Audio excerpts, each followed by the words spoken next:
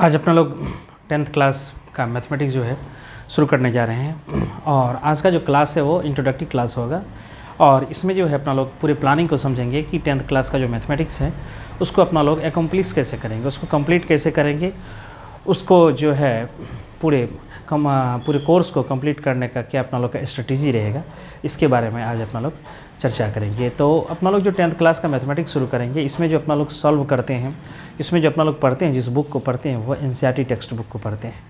और जो हमारा गणित पाठशाला जो चैनल है और ऐप है, इसमें अपना लोग जो है एनसीईआरटी को प्रेफरेंस देते हैं और एनसीईआरटी को जो है सबसे पहले सॉल्व करते हैं, एनसीईआरटी को पहले जो है करने की कोशिश करते हैं। तत्पश्चात अपना लोग जो है दूसरे जो सप्लीमेंट्री बुक्स हैं या एनसीईआरटी का एग्जाम्पलर है वो अपना लोग सॉल्व करने की कोशिश करते हैं। तो इसमें जो है जो 10th का मैथमेटिक्स है एनसीईआरटी का, इसमें जो है 16 चैप्टर्स हैं और पहला चैप्टर्स अपना लोग का रियल नंबर से, इसी तरह से फिर पॉलिनोमियल है, इसी तरह से जाते जाते अपना लोग का लास्ट में जो है प्रोबेबिलिटी है।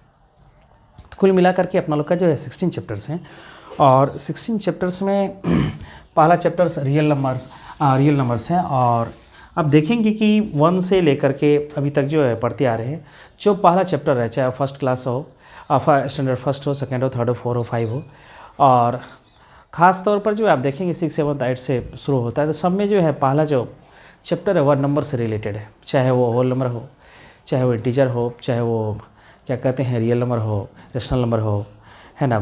तो यहाँ जो अपना लोग का फर्स्ट चैप्टर है वो रियल नंबर्स, चूँकि अपना लोग जो है जो होल नंबर है, इंटीजर्स हैं या रेशनल नंबर है उसको पढ़े हैं अपना लोग, और यहाँ जो अपना लोग का शुरू होने वाला है या रियल नंबर से। इसमें 16 चैप्टर्स है 10th का जो मैथमेटिक्स है बाबू। इसमें जो मैथमेटिक्स है क्लास 10th का MATHEMATICS 10th क्लास का जो मैथमेटिक्स है, एनसीईआरटी मैथमेटिक्स जो है 10th क्लास का आपका, तो इसमें जो है कुल मिलाकर के 16 चैप्टर्स। पहला चैप्टर जिसमें रियल नंबर्स है और लास्ट चैप्टर इसमें पॉलिनोमियल, ये क्या कहते हैं प्रोबेबिलिटी, ये रियल नंबर्स पहला चैप्टर्स। और फिर लास्ट में जो आपका आएगा ये प्रोबेबिलिटी, PROBABILIT में प्रोबेबिलिटी। ये जो चैप्टर्स है अपना लोग रियल नंबर से लेकर के, फिर इसके बाद पॉलिनोमियल भी होगा, पॉलिनोमियल है। इस तरह से चैप्टर्स जो है आगे बढ़ते जाते हैं पॉलिनोमियल से। तो इसमें जो है अपना लोग का सबसे पहला चैप्टर जो रियल नंबर से, और इसमें जो है पॉलिनोमियल से इसी तरह से जाते जाते प्रोबेबिलिटी तक जाता है। सबसे पहले हम चर्चा करते हैं कि इसके स्ट्रेटजी पर कि ये अपना लोग का कंप्लीट कैसे होगा। देखिए यहाँ जो आप लोग के साथ डिस्कशन करते हैं, इसमें जो है मैथमेटिक्स जो पढ़ते हैं हम लोग का 2 पार्ट होता है, और एक पार्ट जो अपना लोग का थियोरेटिकल होता है और एक जो है क्वेश्चन रिलेटेड होता है ना। तो इसमें जो है जो अपना लोग जो पूरे आपका सिलेबस है वह जो है 2 पार्ट में जो है ये डिवाइड हो जाता है। सिलेबस जो है 10th का जो भी सिलेबस है, जो बुक है, वह जो है 2 पार्ट में डिवाइड हो जाता है। पहला पार्ट अपना लोग का हो जाता है थियरी और दूसरा पार्ट हो जाता है examples plus exercise. Examples plus exercise, ये 2 पार्ट अपना लोग पढ़ते हैं कि अपना लोग का ये स्ट्रेटजी है। जब पूरे आपका एक चैप्टर कंप्लीट हो जाएगा तब आपको पता चलेगा कि हमारा जो है प्लानिंग कैसे काम करता है। अभी तो सिर्फ जो है जैसे बोल रहे हैं कि थियरी होता है, फिर एग्जाम्पल, एक्सरसाइज, ये जैसे ही अपना लोग आगे बढ़ेंगे चैप्टर्स में जो है आगे बढ़ेंगे, जब एक चैप्टर कंप्लीट हो जाएगा तब आपको पता चलेगा कि यहाँ हम लोग का प्लानिंग क्या होता है, हम लोग पढ़ते कैसे हैं। तो आप लोग से जो है ये रिक्वेस्ट है कि कम से कम एक चैप्टर को कंप्लीट पढ़िए और कंप्लीट पढ़ने के बाद तब आप जो है इस पर निर्णय लीजिए कि हमारा पढ़ाई कैसे हो रहा है, हमारा पढ़ाई में जो है कहाँ क्या दिक्कत है और क्या ये जो मेथड हम लोग यूज़ कर रहे हैं क्या ये सही है या नहीं है। तो अपना लोग का जो है जो बुक है उसको या सिलेबस है तो इसको जो है 2 पार्ट में जो अपना लोग ये करते हैं। ये फर्स्ट पार्ट हो गया बाबू और ये हो गया सेकेंड पार्ट। कहिएगा कि ऐसा क्यों होता है। ये फर्स्ट पार्ट हो गया, ये आपका फर्स्ट पार्ट हो गया और ये आपका सेकंड पार्ट हो गया। कहिएगा ऐसा क्यों करते हैं? देखिए, कोई भी सवाल को सॉल्व करने के लिए सिर्फ सवाल पर चले जाना, सवाल को सॉल्व कर देना, या जो क्या कहते हैं एग्जाम्पल्स क्या वो उसका फार्मूला है, फार्मूला की सहायता से सॉल्व कर देना, ये सिर्फ सवाल बनाना नहीं है। सबसे पहले कि उन सवाल के पीछे जिस कंसेप्ट पे वो सवाल है, जिस कंसेप्ट को क्रिस्टल क्लियर करने के लिए वो सवाल दिया गया है, उस कंसेप्ट को समझना। क्योंकि जो कंसेप्ट है उसका वैल्यू है, जो कंसेप्ट है उसका महत्व है, और कंसेप्ट का एप्लीकेशन है कि कंसेप्ट को अप्लाई कैसे करते हैं, वह जो एग्जाम्पल और एक्सरसाइज में अपना लोग देखते हैं।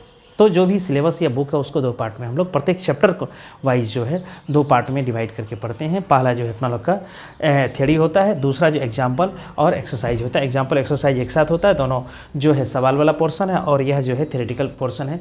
इसमें थ्योरेटिकल पोर्शन में आपका क्या क्या आएगा? थ्योरेटिकल पोर्शन में आपका डिफिनेशंस आएंगे, है ना, जो क्या कहते हैं थ्योरम्स आएंगे। तो इसको अपना लोग देखेंगे। इसमें जो थ्योरेटिकल पार्ट है इसमें आपका जो है आएगा एग्जाम्स आएगा, है ना, पोस्टुलेट्स आएगा, डिफिनेशंस आएंगे,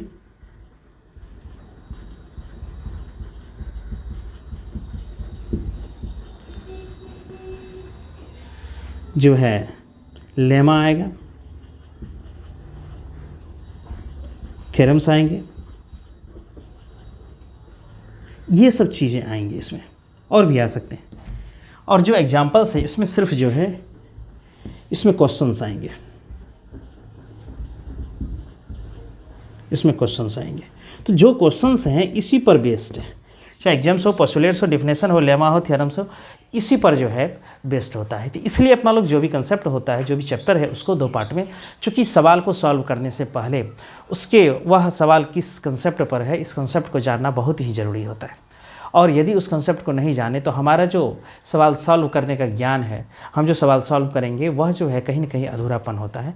वो हमारा जो है कंसेप्ट जो है सही नहीं हुआ। हमारा कंसेप्ट एक मतलब जो है हमारा कंसेप्ट का जो है बिल्डिंग है, हमारा कंसेप्ट जो बन रहा है, हमारा जो है सवाल जो सॉल्व कर रहे हैं, या कहीं ना कहीं अधूरापन है। तो जब अपना लोग थियरी प्लस उसके सवाल को देखते हैं, थियरी और उसके एप्लीकेशन को देखते हैं, एप्लीकेशन के रूप में सवाल को सॉल्व करते हैं, तब हमारा कंसेप्ट जो है जा करके पूरा हो जाता है। तो इसमें जो है हमारा जो कंसेप्ट होता है, तो यह दोनों चीज़ मिला करके, ये सब चीज़ मिला करके इसके बाद ये कंसेप्ट है, इसके बाद ये कंसेप्ट है। ये कंसेप्ट सिर्फ सवाल बना लेना नहीं है, ये कंसेप्ट सिर्फ थियरी पढ़ लेना नहीं है। इन दोनों का कम्बिनेशन जब हो जाता है, theory plus examples plus exercise का, इस दोनों पोर्शन का, फर्स्ट और सेकंड का, तब हमारा कंसेप्ट जा करके वह क्या होता है, क्लियर होता है। हमारा कंसेप्ट में सिर्फ जो है थियरिटिकल पार्ट को पढ़ लेना, उस थियरी को एप्लीकेशन जो हमारा डे टू डे लाइफ है, नेचर है हमारा, उसमें उसको अप्लाई करके देखते हैं, और जब वो एप्लीकेशन सही ठीक बैठता है तब कहते हैं कि यह हमारा थियरी जो है, या एक्चुअल में कहीं ना कहीं थियरी का जो है एग्जाम्पल एक्सरसाइज ये प्रूफ करता हुआ भी आपको नजर आएगा। हालांकि कुछ पोर्शंस है जहां लेमा है, थ्योरम से, यहाँ अपना लोग जो है चीज़ों को प्रूफ करते हैं, बजाबता प्रूफ भी करेंगे आगे के एक्सरसाइज में, या इसमें भी जहाँ कहीं थ्योरम होगा वहाँ अपना लोग जो है प्रूफ करेंगे। तो हमारा इसको जो है सबसे पहले जो है ये जो थियरी वाला पार्ट है, इसको आप क्लासमेट के नोटबुक में बनाएंगे। ये आपको क्लासमेट, ये क्लासमेट ही क्यों, देखिए क्लासमेट ही क्यों, क्योंकि जो है हमारा जो है उसका जो पेज का क्वालिटी है और जीएसएम है पेज का, वो अच्छा होता है। और ये चीज़ जो है ये परमानेंट वाली चीज़ है, और इसको आपको जो है ताउम्र तक रखना है। ये बहुत इंपॉर्टेंट होता है। आप ज़िंदगी में कहीं भी कितने भी जो है आगे चले जाएंगे, प्रत्येक क्लास में जो है बांटा हुआ है कंसेप्ट को, तो यह अपना अलग महत्व रखता है, इसलिए इसको बचाना भी ज़रूरी होता है। और आप जो है एग्जाम्पल और एक्सरसाइज को किसी भी नोटबुक में बना सकते हैं, कोई दिक्कत नहीं। क्लासमेट में चाहे क्लासमेट में, और दूसरे में चाहे दूसरे में, कोई दिक्कत नहीं है, क्योंकि ये मदर है ना, और इसी पर जो है पूरे ये क्वेश्चंस बनता है। इसलिए जो है इसको बचाना जो है बहुत ज़रूरी, ये बेसिक चीज़ है और ये बहुत इंपॉर्टेंट है, इसलिए इसको बचाना ज़रूरी है। तो पहला अपना लोग देख लीजिए कि जो भी सिलेबस होगा ये पूरे बुक को अपना लोग थियरी एक पोर्शन में, एग्जाम्पल प्लस एक्सरसाइज दूसरे पोर्शन में अपना लोग पढ़ेंगे, और आपको पेशेंस के साथ फर्स्ट चैप्टर को देखना है। उसके बाद आपको पूरा आइडिया लग जाएगा कि हम लोग क्या कर रहे हैं, हम लोग कैसे पढ़ रहे हैं, हम लोग जो है चैप्टर में जब भी इंटर करते हैं तो कैसे प्रोग्रेस कर रहे हैं चैप्टर के अंतर्गत, ये आपको नज़र आएगा। तो ये आपका जो है ये अपना लोग का जो है ये एक पोर्शन हो गया जो इंट्रोडक्टरी क्लास है। इसके बाद अपना लोग देखेंगे कि जो रियल नंबर्स हैं, इसको अपना लोग जो है थोड़ा देख लेते हैं। जो रियल नंबर्स है इसमें अपना लोग कुल मिला करके 7 थ्योरम्स हैं, और 7 थ्योरम्स में क्या क्या थ्योरम्स है ये आपको जो है थोड़ा रफली जो है आपको ये कर देते हैं कि 7 थ्योरम्स में जो न्यू सिलेबस है जो नया आया है कि NEP 2020 में, तो इसमें अपना लोग देखते हैं कि यूक्लिड डिवीज़न लेमा था पहले, तो यूक्लिड डिवीज़न लेमा को हटा दिया गया, और उसके बाद फंडामेंटल थ्योरम ऑफ अर्थमेटिक है, और उसके बाद थ्योरम है एक कि P कोई इंटीजर है, P कोई प्राइम नंबर है और A कोई इंटीजर पॉजिटिव इंटीजर है, यदि P A² को डिवाइड करता है तो P A को भी डिवाइड करेगा। तो पहला जो है यूक्लिड डिवीज़न लेमा है जो पहला थ्योरम है। अपना लोग एक चीज़ और, जब भी अपना लोग इसको पढ़ेंगे इसमें थ्योरी पार्ट को जो डिस्कशन करेंगे, हम कोशिश करेंगे जो है ज़्यादा से ज़्यादा ये कोशिश करेंगे कि हम जो है क्या करें कि इसका जो ओल्ड सिलेबस का थ्योरी है उसको अपना लोग कवर कर ले, क्योंकि जैसे आप ट्रिगोनोमेट्री समझ जाएंगे तो देखेंगे सवाल दिया हुआ है उसका थ्योरी दिया ही नहीं हुआ है। तो अपना लोग कोशिश करेंगे कि जो भी सवाल दिया हुआ है उनसे जुड़ा जितना भी थ्योरी है या ओल्ड बुक का जो सिलेबस है, ओल्ड बुक में जितने भी थ्योरी दिए हुए हैं सबको अपना लोग कवर करने की कोशिश करेंगे, ताकि आपको सवाल सॉल्व करने में और आपका थिंकिंग जब जो है थिंकिंग लेवल में किसी प्रकार का जो है कोई कमी नहीं हो, आप अच्छे से सोच पाएँ और आप ब्रॉडली सोच पाएँ। और इसमें जो है अपना लोग जो है ओल्ड सिलेबस के का जो थ्योरी है उसको ज़्यादा से ज़्यादा कवर करने की कोशिश करेंगे, और जो एग्ज़ाम आपका एग्जाम्पल एक्सरसाइज है बस इसी से बना लेंगे। और यदि आपको मन है कि पुराने बुक से बनाने के लिए तो कोई दिक्कत नहीं है, आप हमें कमेंट करके बोल सकते हैं। इसमें जो है कि रियल नंबर्स में 7 थ्योरम्स हैं।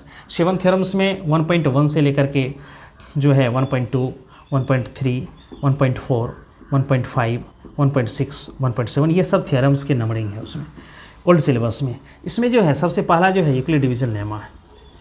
इसमें क्या है यूक्लिड डिवीज़न लेमा। देखिए इसको हटा दिया है, यह बहुत ही इम्पॉर्टेंट है यूक्लिड डिवीज़न लेमा। दूसरा है fundamental theorem of fundamental theorem of fundamental theorem of arithmetic. तीसरा में है वही जो P A² को डिवाइड करता है तो P A को भी डिवाइड करेगा। 4 में आपको है √2 इज इरेशनल। 5 में है ये देखिए, यदि कोई रेशनल नंबर P/Q के रूप में है और Q का फैक्टर 2n और 5m के रूप का हो तो डेसिमल एक्सपेंशन टर्मिनेटिंग होगा। इसमें इसका कन्वर्स है, यदि किसी का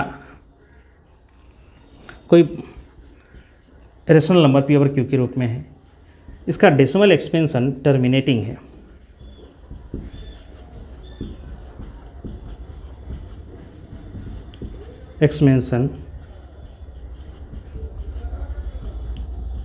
डेसिमल एक्सपेंशन टर्मिनेटिंग है, तो Q का जो फैक्टर होगा 2n और 5m के रूप का होगा।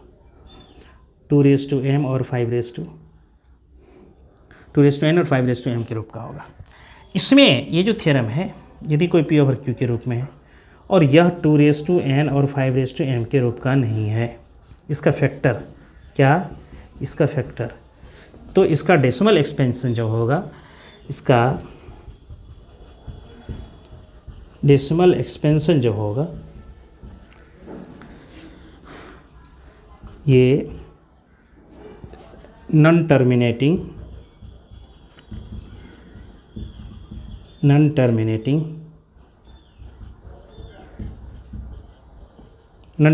रिपीटिंग होगा। ये 7 थ्योरम्स पढ़ने के लिए अभी क्या किया गया है, इसमें आपका मात्र यहाँ से लेकर के मात्र यहाँ तक 1.2, 1.3, 1.4 और 1.5 ये 4 ही थ्योरम्स जो हैं दिए गए हैं, लेकिन अपना लोग पढ़ेंगे 7 थ्योरम्स को। आप इस बात का अंदाज़ा लगा सकते हैं ये जो है यूक्लिड डिवीज़न लेमा कितना इंपॉर्टेंट है। अपना लोग बच्चे से पढ़ते आ रहे हैं, dividend equal to divisor into question plus remainder है, और यही है यूक्लिड डिवीज़न लेमा। जिस नंबर से हम डिवाइड करते हैं वह जो है डिवाइज़र होता है, जिस नंबर को डिवाइड करते हैं वो डिविडेंड होता है, और जितने टाइम्स में डिवाइड होता है वो क्वोशिएंट होता है, और जो डिविडेंड में से माइनस होकर के डिवाइज़र और क्वोशेंट का मल्टीप्लिकेशन जो क्या कहते हैं घट करके आता है लास्ट में, वह क्वोशेंट होता है या उसको शेषफल बोलते हैं। तो इसमें जो है एक चीज़ अपना लोग देखते हैं कि इसको भी अपना लोग पढ़े हैं और इसी पर आधारित है जो एचसीएफ निकालने का एक तरीका जो है बचपन से अपना लोग नहीं जानते थे। हालांकि उसको यूज़ करते थे अपना लोग एचसीएफ निकालने के लिए दो तरीका, या तो लॉन्ग डिवीजन मेथड होता था या प्राइम फैक्टराइजेशन मेथड होता था। तो प्राइम फैक्टराइजेशन मेथड होता था और प्राइम फैक्टराइजेशन यह जो एचसीएफ निकालने का तरीका यहाँ यूक्लिड डिवीजन एल्गोरिथम से यहाँ अपना लोग देखेंगे कैसे इसको जो है यूक्लिड डिवीजन लेमा के रूप में लिख करके उसका एचसीएफ फाइंड आउट करते हैं। हालांकि चाहे वो जो है लॉन्ग डिवीजन मेथड हो या प्राइम फैक्टराइजेशन मेथड हो, दोनों में जो है जो कंसेप्ट यूज़ हो रहा है वह सेम ही यूज़ होता है।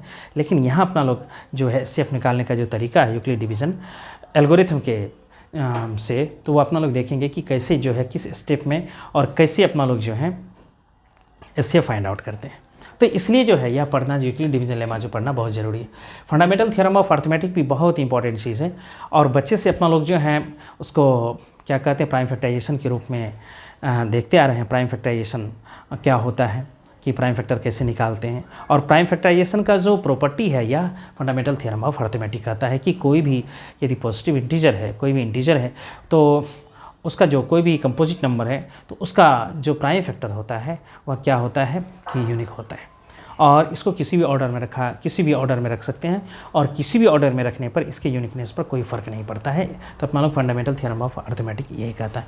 इसमें एक चीज़ आया composite number, fundamental theorem of arithmetic में जो है एक चीज़ आया अपना लोग का कंपोजिट नंबर। तो कंपोजिट नंबर क्या होता है, ऐसा नंबर जिसका एटलीस्ट 3 फैक्टर्स होना चाहिए। जैसे 4 है आपका, तो इसका फैक्टर्स क्या क्या, प्राइम फैक्टर की बात नहीं करते, टोटल फैक्टर की बात करते हैं। 4 का क्या क्या फैक्टर हो सकता है, 1 हो सकता है, 2 हो सकता है, 4 हो सकता है, इसलिए 4 जो है कंपोजिट नंबर। 6 का क्या क्या फैक्टर हो सकता है, 1 हो सकता है, 2 हो सकता है, 3 हो सकता है और सेल्फ 6 भी होगा, तो इसके 4 फैक्टर्स हो गए। और कंपोजिट नंबर के लिए कंडीशन क्या है, एटलीस्ट कितने फैक्टर्स होने चाहिए, 3 फैक्टर्स होने चाहिए। इसलिए जो नंबर 4 है, 6 है, 8 है, 9 है, 10 है, ये सब क्या है कंपोजिट नंबर से। तो फंडामेंटल थ्योरम ऑफ अर्थमेटिक कहता है कि प्रत्येक कंपोजिट नंबर को प्राइम फैक्टर्स के रूप में लिखा जा सकता है, जहां जो उसका प्राइम फैक्टर होगा वह यूनिक होगा, और प्राइम फैक्टर क्या होगा, यूनिक होगा, और उसका जो सीरियल चेंज करने पर, अरेंजमेंट चेंज करने पर कोई फ़र्क, उसकी यूनिकनेस में किसी प्रकार का कोई फ़र्क नहीं आएगा। कंपोजिट नंबर हो गया, कंपोजिट नंबर का मतलब हो गया इसमें एटलीस्ट 3 फैक्टर्स होना चाहिए, एटलीस्ट 3 फैक्टर्स होना चाहिए, उसको कंपोजिट नंबर बोलेंगे। तो फंडामेंटल थ्योरम ऑफ अर्थमेटिक में कंपोजिट नंबर का जो है जिक्र है, इसलिए जो है जैसे अपना लोग का इसके बाद जो है रेगुलर रूप से चैप्टर 1 जो है शुरू होगा, तो उसमें अपना लोग कंपोजिट नंबर को भी देखेंगे। और इसमें अपना लोग जो है इसके बाद जो है पी ए स्क्वायर को डिवाइड करता है। जैसे एक एग्जाम्पल देख लेते हैं कि यदि 2 जो है 2 या 4 जो है 16 को डिवाइड करता है। 4 किसको डिवाइड करता है, 16। तो 16 किसका स्क्वायर है, 4 का स्क्वायर है। तो 4 के स्क्वायर को डिवाइड करता है, तो 4 जो है 4 को भी डिवाइड करेगा। कहिएगा ये तो 4 था सर, हो गया। इसमें देख लीजिए, यदि 2 जो है 16 को डिवाइड करता है, तो 2 जो है 4 को भी डिवाइड करेगा। चूँकि 16 क्या है, 4 का स्क्वायर है, तो 2 4 के स्क्वायर को डिवाइड करेगा, तो 2 4 को भी डिवाइड करेगा। अपना लोग देखते हैं 4 के फैक्टर में, 4 के प्राइम फैक्टर्स में कौन 2 भी आता है। जो फैक्टर में आ गया मतलब वह नंबर उसको डिवाइड कर दिया। जो डिवीज़न होता है उसमें वही होता है, जो कोई नंबर किसी को कम्प्लीटली डिवाइड कर रहा है, इसका मतलब वह नंबर जो है, जो इस नंबर से डिवाइड कर रहे हैं, जो डिवाइज़र है, जो डिविडेंड वाला नंबर है, उसका डिविडेंड के किसी ना कोई एक फैक्टर जो है वह डिवाइज़र के रूप में है, इसलिए उसको जो है कम्प्लीटली जो है डिवाइड कर पा रहा है। तो यहाँ अपना लोग जो है पी जब ए स्क्वायर को डिवाइड करता है, पी ए को भी डिवाइड करेगा। √2 जो है इरेशनल शो करना है। ये जो अपना लोग देखे होंगे कि इरेशनल नंबर का जो डेफिनेशन होता है वह क्या होता है कि ऐसा नंबर जिसको पी ओवर क्यू के रूप में नहीं लिखा जा सकता। या दूसरा चीज़ ये है कि जिसका डेसिमल एक्सपेंशन जो है नॉन टर्मिनेटिंग नॉन रिपीटिंग होगा। तो अपना लोग जो है ये जो √2 है, इसका डेसिमल एक्सपेंशन जो है नॉन टर्मिनेटिंग नॉन रिपीटिंग होता है। यह जो नंबर है इसको अपना लोग को क्या करना है कि प्रूफ करना है कि यह रेशनल क्यों नहीं है, यह इरेशनल क्यों है। इसको अपना लोग प्रूफ करते हैं, और इसको जो प्रूफ करते हैं अपना लोग by the method of contradiction proof करते हैं। कंट्राडिक्शन मेथड से इसको प्रूफ करते हैं। मान लेते हैं कि यह रेशनल है, और रेशनल का जो कंडीशन होता है पी और क्यू के रूप में लिख सकते हैं, जहाँ पी और क्यू जो इंटीजर्स होना चाहिए, पी और क्यू का एचसीएफ 1 होना चाहिए, Q should not be equal to 0 होना चाहिए। तो ये तीनों कंडीशन को अपना लोग देखते हैं, और इसमें जो है एक एचसीएफ जो 1 होना चाहिए, इसका एचसीएफ प्रूफ करते वक्त जो है कंट्राडिक्शन मेथड में आ जाता है, 2 आ जाता है, और दूसरा जैसे 3 है तो उसमें 3 आ जाता है। तो एटलीस्ट जो है सेकेंड फैक्टर इसका जो है सेकेंड जो है हाईएस्ट कॉमन फैक्टर आ रहा है। तो इससे अपना लोग का डिस्प्रूफ हो जाता है, हमारा एजम्पशन जो इनकरेक्ट एजम्पशन है, हमारा जो एजम्पशन है वो गलत है। तो जो गिवन स्टेटमेंट है वो क्या हो जाता है, सही हो जाता है। ये अपना लोग देखेंगे। इसके बाद जो है 1.5 जो है इसमें है कि P/Q के रूप में। आप सीधी सी बात देख लीजिए, कोई भी नंबर जैसे 2/10 के रूप में है तो इसका डेसिमल एक्सपेंशन टर्मिनेटिंग होगा। क्यों, इसका डेसिमल एक्सपेंशन करेंगे 2/10 है तो 0.2 हो गया। क्यों हो गया, क्योंकि 10 का जो फैक्टर है 2 × 5 है, तो 2⁻1 5⁻n। मतलब यदि डिनोमिनेटर का फैक्टर 2⁻m और 5⁻n का n के रूप में हो, या 2⁻n या 5⁻m के रूप का हो, मतलब फैक्टर में 2 और 5 आना चाहिए, या सिंगल 2 से भी हो सकता है, या सिंगल 5 से हो सकता है। 2 के साथ 5 के अलावा दूसरा फैक्टर नहीं होना चाहिए, या 5 अकेले आया तो उसके साथ 2 के अलावा दूसरा फैक्टर नहीं होना चाहिए। 2 सिंगल आएगा फिर भी टर्मिनेटिंग हो जाएगा, 5 सिंगल आएगा फिर भी टर्मिनेटिंग हो जाएगा, 5 और 2 दोनों साथ में आएगा, 2 और 5 दोनों साथ में आएगा फिर भी टर्मिनेटिंग होगा। यदि 2 और 5 के साथ तीसरा कोई आ जाता है तब टर्मिनेटिंग नहीं होगा। तो इसलिए यदि किसी रेशनल नंबर के डिनोमिनेटर में का जो फैक्टर होता है 2⁻n और 5⁻m के रूप का होता है, उसका डेसिमल एक्सपेंशन क्या हो जाएगा, टर्मिनेटिंग होगा। डेसिमल एक्सपेंशन क्या हो जाएगा बाबू, टर्मिनेटिंग हो जाएगा। डेसिमल एक्सपेंशन टर्मिनेटिंग हो जाएगा। डेसिमल एक्सपेंशन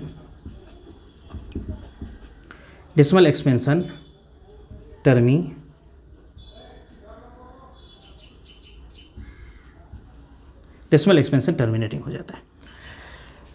और इसके बाद इसका कन्वर्स है कि यदि डेसिमल एक्सपेंशन टर्मिनेटिंग है तो Q का जो फैक्टर होगा अवश्य रूप से 2⁻n और 5⁻m के रूप का होगा। इसका जो लास्ट थ्योरम है 1.7 कहता है कि यदि Q का फैक्टर जो है 2⁻n और 5⁻m का रूप का नहीं हुआ तब क्या होगा, तो भाई उसका डेसिमल एक्सपेंशन कभी टर्मिनेटिंग नहीं होगा। तो क्या टर्मिनेटिंग नहीं होने से वह रेशनल नंबर नहीं होगा? नहीं, रेशनल नंबर तो है ही, उसका डेसिमल एक्सपेंशन कभी टर्मिनेट नहीं करेगा लेकिन रिपीट करेगा। जैसे 10/3 है, जैसे 10/3 है, देख लीजिए यह जो है 2⁻n और 5⁻m के रूप का नहीं है, ये 2⁻m 5⁻m के रूप का नहीं है। तो डेसिमल एक्सपेंशन इसका आता है 3 3 जा 9 3 3 3 3 इस तरह से आते रहेगा इसका डेसिमल एक्सपेंशन। तो यह जो है नॉन टर्मिनेटिंग है, रिपीटिंग है। और इसको अपना लोग जो है शॉर्ट फॉर्म में लिखते हैं तो यहाँ रेकरिंग देते हैं, या बार इसको बोलते हैं 3.3 बार दे देते हैं। इसका मतलब जैसे बार हटाएंगे और 3 जो है इन्फिनिटी तक चला जाएगा। तो ये अपना लोग जो है जो फर्स्ट जो चैप्टर है इसमें जो अपना लोग 7 थ्योरम्स को देखेंगे। इसका जो भी एक्सरसाइज होगा एग्जाम्पल को सबसे पहले देखेंगे फिर तब एक्सरसाइज को देखेंगे। तो जिस एक्सरसाइज को बनाएंगे उसके एग्जाम्पल को पहले सॉल्व करेंगे, फिर दूसरे एक्सरसाइज को बनाएंगे उससे पहले उसके एग्जाम्पल को सॉल्व करेंगे। ये हमारा स्ट्रेटेजी रहेगा। तो फर्स्ट जो पहला जो चैप्टर है रियल नंबर्स, इसके अंतर्गत अपना लोग 7 थ्योरम्स को पढ़ेंगे। शायद 2 एक्सरसाइज है और इसमें जो है लगभग 7 एग्जाम्पल्स भी हैं। टोटल जो है उनको अपना लोग सॉल्व कर लेंगे और फिर एक्सरसाइज के जो है क्वेश्चन उसको सॉल्व करेंगे। एग्जाम्पल एक्सरसाइज इस तरह से अपना लोग का चलता रहेगा। इसमें जो है कि इसके बाद अपना लोग का पॉलिनोमियल्स है, और ये थोड़ा सा आपको जो है जो रियल नंबर्स का जो चैप्टर है ये थोड़ा सा आपको लैंग्वेज वाला लगेगा। इसमें जो है जो अर्थमेटिक टाइप का आप सोचते हैं कि उस तरह का सॉल्व करें, थोड़ा लैंग्वेज पोर्शन है। जैसे 4:n एक नंबर है जहाँ n जो है नेचुरल नंबर है, क्या n के किसी भी वैल्यू के लिए 4:n जो है 0 पर एंड करेगा। तो ये इसमें थोड़ा लैंग्वेज लिखना पड़ता है कंसेप्ट के साथ जो है, चूँकि पूरे कंसेप्ट को लिखना पड़ता है, थोड़ा लैंग्वेज वाला पोर्शन लगेगा। हालांकि आपको जैसे एलसीएम निकालना हो, एचसीएफ निकालना हो, 2 नंबर के बीच रिलेशन हो, इसको भी अपना लोग ये जो चैप्टर है इसमें और भी है कि एलसीएम कैसे फाइंड आउट करते हैं प्राइम फैक्टराइजेशन मेथड से, एचसीएफ कैसे फाइंड आउट करते हैं, और 2 नंबर के एलसीएम एचसीएफ और दोनों नंबर के बीच क्या रिलेशन होता है। यदि 3 नंबर दिया हुआ है तो उसका एलसीएम कैसे निकालेंगे, एचसीएफ कैसे निकालेंगे, क्या 3 नंबर के एलसीएम एचसीएफ और तीनों नंबर के बीच कोई रिलेशन एग्जिस्ट करता है या नहीं करता है, इसको भी अपना लोग अच्छे से देखेंगे। तो फर्स्ट वाला चैप्टर जो है अपना लोग कल से जो नेक्स्ट क्लास है उससे अपना लोग शुरू करेंगे और देखेंगे, एक एक चीज़ों को देखेंगे। इसमें आपको हरवराना नहीं, बहुत ही पेशेंस के साथ जो है आपको क्या करना है, इसको पढ़ना है। और पढ़ते वक्त जो है जब अपना लोग का क्लास हो जाए तो इसमें जो है आप आराम से पहले समझ लेंगे, समझ लेने के बाद जो है आप इसको नोट करेंगे, है ना। और ये जो अपना लोग का इंट्रोडक्टरी क्लास था इसमें जो है नोट करने लायक बहुत कुछ नहीं है, लेकिन आपको यदि कहीं लगेगा कि हमें नोट करना है तो आप नोट कर सकते हैं, कोई दिक्कत नहीं है। जो है आज का जो अपना लोग का इंट्रोडक्टरी क्लास था इसमें अपना लोग देखिए कि 10th क्लास का कौन सा मैथमेटिक्स अपना लोग पढ़ेंगे। इसमें चैप्टर्स कितने हैं, फर्स्ट चैप्टर कौन है, सेकंड चैप्टर कौन है, लास्ट चैप्टर कौन है, फर्स्ट चैप्टर के अंतर्गत क्या किस किस कंसेप्ट को पढ़ेंगे, अपना लोग पढ़ते वक्त किन किन चीज़ों को ध्यान रखेंगे। हमारा थियोरेटिकल पार्ट अलग होगा, एग्जाम्पल और एक्सरसाइज वाला पार्ट अलग होगा। हम कैसे हमारा जो स्ट्रेटेजी उसको एग्जीक्यूट करेंगे, उसको कैसे अपना लोग जो है कंप्लीट करेंगे, इसको हम लोगों ने चर्चा किया। और आप सिंसियर होकर के जो है गणित पाठशाला के इस चैनल को, इस ऐप को जो है देखते रहिए। और जहाँ कहीं भी दिक्कत हो, जहाँ कोई कन्फ्यूज़न हो, तो हम लोग मिल करके उसको फिर से देख लेंगे, कोई दिक्कत नहीं है। और आप लोग अच्छे से इसको नोट करेंगे, सीरियली नोट करेंगे। जो सवाल नहीं बनेगा कमेंट बॉक्स में लिख देंगे, उसको हम सॉल्व कर लेंगे। तो आज के लिए इंट्रोडक्टरी क्लास में इतना ही। धन्यवाद।